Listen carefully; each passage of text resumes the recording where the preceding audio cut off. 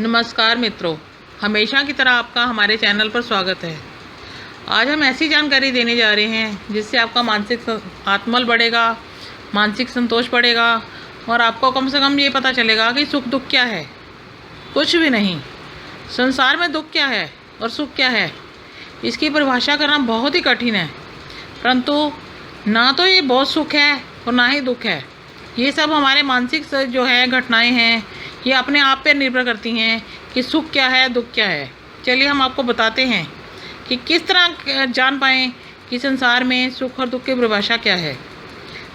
ऐसे ही जैसे सवेरे सूर्य उगता है, प्रातःकाल में सुहावना सूर्य लगता है, परंतु धूप तपने को जी करता है तो उस समय दोपहर को कड़ी धूप हो जाती है। कड़ी चमक जो है उसकी कष्टकारक लगती है। उससे बचने के लिए हम छाया की तलाश करते हैं, फिर पंखा भी चलाते हैं, एसी भी चलाते हैं। वही धूप हमें काटने को तोड़ती है।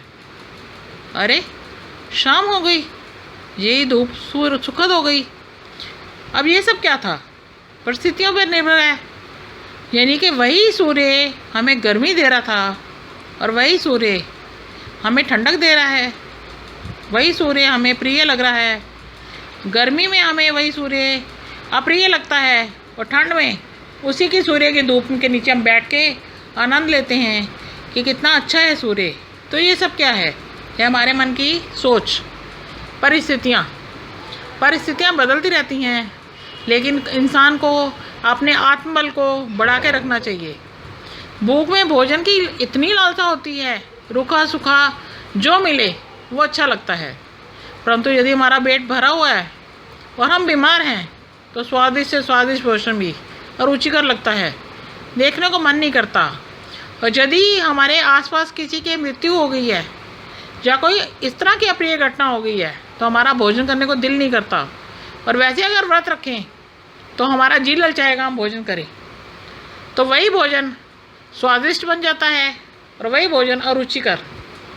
तो क्या समझते हैं आप कि भोजन में दोष है, भोजन विषाक्त है? नहीं, परिस्थितियाँ। तो ऐसी परिस्थितियों पे विजय पाइए और अपने आप को संतुष्ट रखिए कि जो भी है उस प्रभु की माया है, उसके बिना कुछ पत्ता भी नहीं हिलता। हम कहते हैं हम धनी हैं, हम निर्धन हैं, उसका कोई पैमाना नहीं है। आप कैसे कह सकते हो कि आप धनी हो और कैसे कह सकते हो आप निर्भर हो? धनी कौन है? जिसके पास बहुत सारा धन है।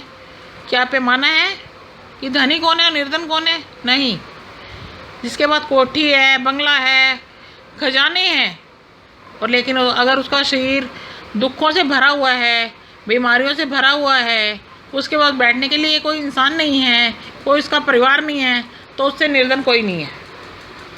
और वो धनी, वो गरीब निर्धन जो झोपड़ी में एक रोटी के 4 टुकड़े करके परिवार के साथ खा रहा है, अपने बेलखते बच्चों को अपने मुँह का निवाला दे के खा रहा है और शांति से सो रहा है बिना किसी चिंता के कि सवेरे उसने क्या खाना है, क्या पहनना है और क्या कमाना है। वो सबसे ज़्यादा अमीर है जो सुख की नींद सो रहा है, जिसके पास चोरी का डर नहीं है। और जो धनवान है वह कहीं कैमरे लगवाएगा, कहीं अपने गार्ड बैठवाएगा, उसको चिंता लगी रहेगी मेरा धन कोई चोर ना ले जाए, मैं कैसे अपने शरीर का ध्यान रखूँगा, अगर मुझे कुछ हो गया तो मेरे को संभालने वाला कौन है। वो सबसे ज़्यादा निर्धन है। आप मानिए सुख दुख कुछ भी नहीं है, ये हमारी सोच पर निर्भर करते हैं। दुखों से निवृत्ति पाने के लिए, सदा सुखी रहने के लिए अमुक परिस्थितियों को आवश्यक होना चाहिए, ये ज़रूरी नहीं है। ये हमारी सोचा जाना जरूरी है। तुलनात्मक चिंतन करिए, यानी कि तुलना कीजिए अपने मन की। अगर आपके पास जो है, क्या सामने वाले के पास वो है? शायद नहीं। आप ये मत देखिए कि सामने वाले के पास उससे ज़्यादा है, आप अपने से नीचे को देखिए कि शायद आपके पास जो आज है वो सामने वाले के पास नहीं है। तो आपके मन को संतोष मिलेगा, आपको अच्छा लगेगा कि प्रभु का शुक्रिया अदा करेंगे कि प्रभु धन्यवाद, हम जहाँ बैठे हैं बहुत अच्छे बैठे हैं, आपकी कृपा बरस रही है, हम शांति से बैठे हैं, परिवार में बैठे हैं और खाना खा रहे हैं। और ऐसे ही अपनी अच्छी सोच बढ़ाकर सद्गुणों को बढ़ाइए, और इन सद्गुणों को बढ़ने से ही प्रगति होती है। और इंसान जितनी अच्छी सोच रखेगा, उतने अच्छे विचार रखेगा, उतना ही लोगों का भला करेगा। कहते हैं भला का उल्टा लाभ होता है।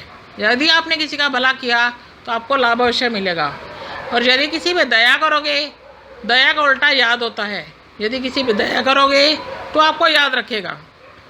इन सभी बातों का ध्यान रखते हुए तुलनात्मक मत बनिए।